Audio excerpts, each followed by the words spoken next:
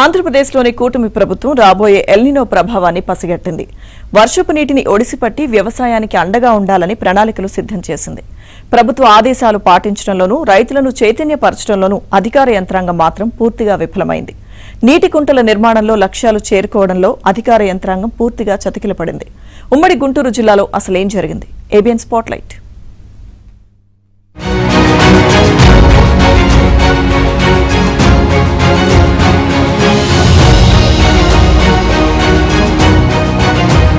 El Niño ప్రభావానికి సంబంధించిన ముందస్తు హెచ్చరికల నేపథ్యంలో సాగునీటి ఎద్దడిని అధిగమించే చర్యలపై ఏపీ ప్రభుత్వం దృష్టి సారించింది. వర్షపు నీటి చుక్కను వృధా పోకుండా నిల్వ చేసేందుకు సంకల్పించింది. ఎక్కడికక్కడ పొలాల్లోనే నీటి కుంటలను నిర్మించి రైతులు సాగునీటి అవసరాలు తీర్చుకునే ఏర్పాట్లు చేయాలని నిర్ణయించింది. ఇందుకోసం ఉపాధి హామీ పథకాన్ని అనుసంధానం చేసి పొలాల్లోనే నీటి కుంటల నిర్మాణాలు చేపట్టాలని అధికార యంత్రాంగాన్ని ఆదేశించింది. జిల్లాల వారీగా లక్ష్యాలను కూడా నిర్దేశించింది. రైతులను చైతన్యపరిచి నీటి కుంటల నిర్మాణాలు విరివిగా చేపట్టాలని అధికారులను ఆదేశించింది. నీటి కుంటల తవ్వకాలకు జూన్ నెలాఖరు వరకు గడువు విధించింది. ఈ క్రమంలోనే గుంటూరు, పల్నాడు, బాపట్ల జిల్లాల్లో 3500 నీటి కుంటలను నిర్మించాలనేదే లక్ష్యంగా పెట్టుకుంది. అయితే ఇప్పటి వరకు 3 జిల్లాల పరిధిలో కేవలం 13 కుంటలను మాత్రమే నిర్మించారు. రైతులను చైతన్యపరచడంలో అధికారులు విఫలమవ్వడం వల్లే ఈ పరిస్థితికి కారణమన్న విమర్శలు వస్తున్నాయి. నీటి కుంటలు నిల్వ ఉంటాయని చెప్పేసి జాతీయ ఉపాధి హామీ పథకం కింద దాన్ని పెట్టారు. అంటే ఉపాధి హామీ పథకం కింద నీటి కుంటలు తీస్తే అది రైతుకి కానీ ఆ పొలంలో ఉన్న వాళ్ళకి బడ్జెట్ లేకుండా పోతే వర్షం పడితే నీళ్ళు నిల్వ ఉండడానికి వీలుంటది.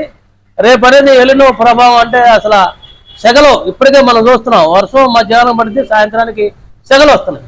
అందులో నీటి కుంటలు నీరు కనుక నిల్వ ఉంటే మనకు ఆ ప్రమాదం తక్కువ ఉంటుందని చెప్పి ఆలోచన చేశారు. కానీ ఇంతవరకు 3500కి అసలు మన గుంటూరు జిల్లాలో 83 శాంక్షన్ చేశారు. 83 ఓకే చేసి ఒక్కటే ఇంతవరకు పూర్తి చేయాలి. భూగర్భ జలాల పరిరక్షణకు ప్రభుత్వం నడుం కట్టి పొలాల్లో నీటి కుంటలను నిర్మించాలని సంకల్పించింది.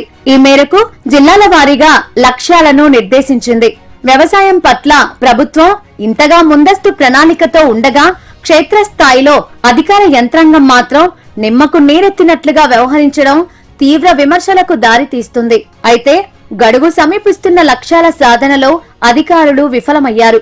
వేసవిలో పొలం పనులు లేని సమయంలోనే నీటి కుంటలు నిర్మించాలని ప్రభుత్వం ఆదేశించింది. దీని ద్వారా ఓవైపు నీటి కుంటల నిర్మాణంతో పాటు రైతు కూలీలకు ఉపాధి కూడా లభించే అవకాశాలను గుర్తించింది. కానీ రైతులకు అవగాహన కల్పించి నీటి కుంటల నిర్మాణం వల్ల కలిగే ప్రయోజనాలను వివరించడంలో అధికారులు పూర్తిగా నిర్లక్ష్యం వహించారు.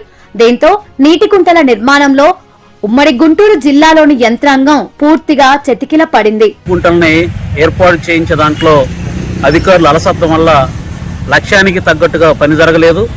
దీనివల్ల ఇప్పుడు ఈ నెలాఖరికి ఈ పథకం క్లోజ్ అవబోతా ఉంది. ఈ నేపథ్యంలో కేటాయించిన కేటాయింపులు డబ్బులు కావచ్చు ఈ మొత్తం మురిగిపోయే పరిస్థితి ఉంది. అందుకని నీటి కుంటలో నిర్వహించడంలో అధికార యంత్రాంగం యొక్క నిర్లక్ష్యం వల్ల వాస్తవానికి గతంలో లక్ష్యం నిర్ణయించి ఎన్ని తీశారు అనేటువంటి టార్గెట్ ఇచ్చి ఆ విధంగా పని చేయించిన పరిస్థితి ఉంది.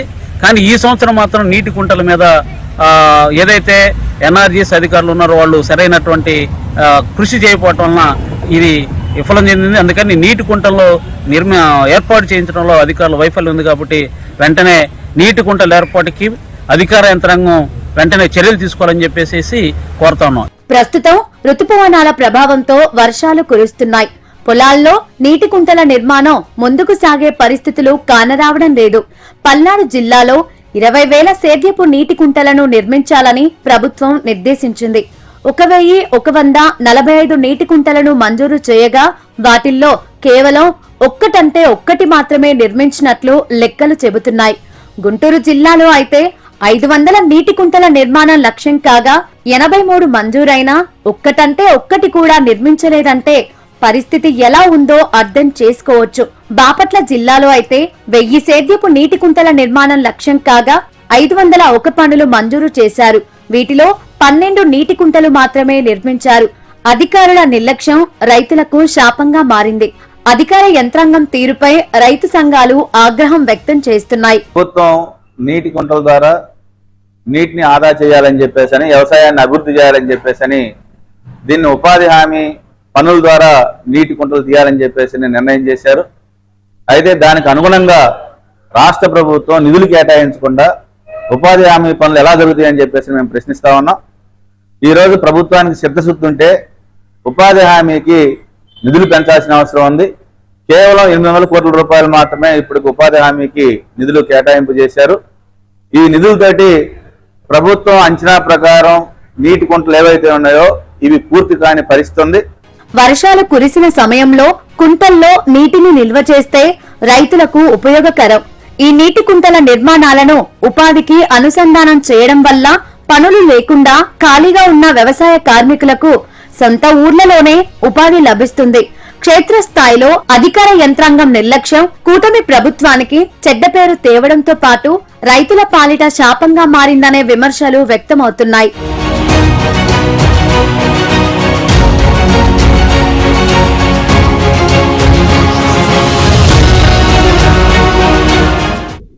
ఆంధ్రప్రదేశ్ లో కరువు పరిస్థితులను ఎదుర్కొనేందుకు కూటమి ప్రభుత్వం పంట కుంటలను నిర్మించేందుకు కూడా ప్రణాళికలు సిద్ధం చేసింది.